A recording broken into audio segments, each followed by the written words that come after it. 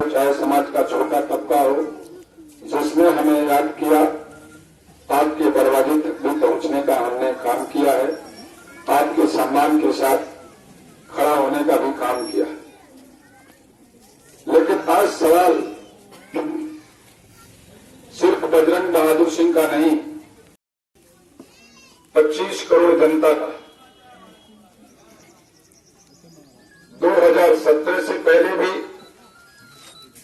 2012 तक लोगों ने समाजवादी पार्टी की सरकार को देखा है और उससे पहले 2012 से 2007 तक बहुजन समाज पार्टी की भी सरकार देखा है। उन सरकारों में अराजकता पहला बिंदु था, कानून व्यवस्था को अपने हाथ में लेना दूसरा अव्यवस्था था, प्रदेश में भ्रष्टाचार का माहौल था, गरीब के लिए कोई योजना नहीं थी, गरीब तक योजनाएं कैसे पहुंचेंगी उसकी कोई नीति नहीं थी। लेकिन आप सबने उत्तर प्रदेश में भारतीय जनता पार्टी की हुई सरकार को देखा और जब से भारतीय जनता पार्टी सरकार में आई तब से प्रदेश का गरीब, प्रदेश का किसान, प्रदेश का नौजवान सरकार के एजेंडे में आ गया। उसके पहले अराजकता की एजेंडा। और बहनों भाइयों, उत्तर प्रदेश की बागडोर जब योगी जी ने संभाला तो आप सब लोग पढ़े लिखे लोग हैं, सबके घरों में टीवी है, सबके चौराहों तक और घरों तक अखबार भी आता। आप अगर विस्तार पूर्वक ध्यान दीजिए, अपने मस्तिष्क पे जोर डालिए तो 2017 से लगातार 2022 तक बिना विश्राम लिए, बिना थके, बिना हारे समाज के शोषित, वंचित, गरीब, दलित सबके लिए सरकार ने पूरी पारदर्शिता के साथ काम किया।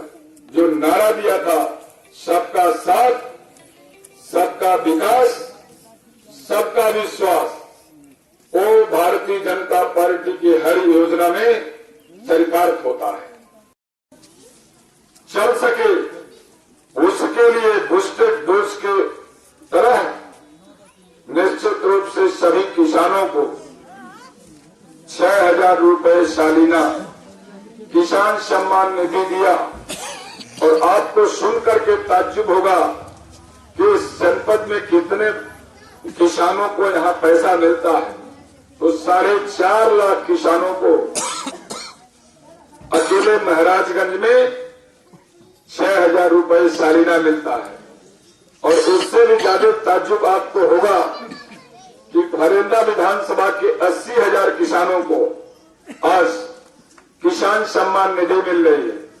और 80,000 गुणे 6,000 करिए तो प्रदेश सरकार और केंद्र सरकार लगातार इस विधानसभा को प्रतिवर्ष 48 करोड़ रुपए किसान सम्मान निधि के नाम पे दे रहे हैं।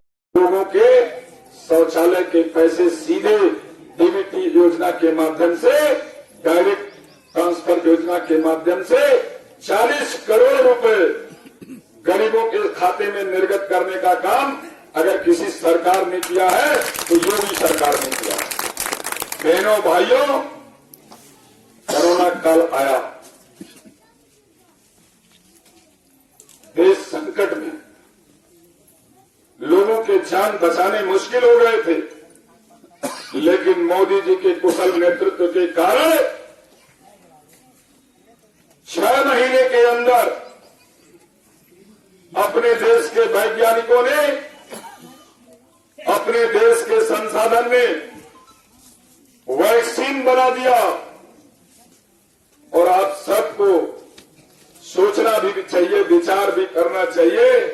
इस देश में पोलियो भी आया था और पोलियो को टीका बनाने में इस देश की सरकारों को 30 साल लग गए थे। 30 साल तक बाहर से टीके मंगाए जाते थे, तब लगाए जाते थे।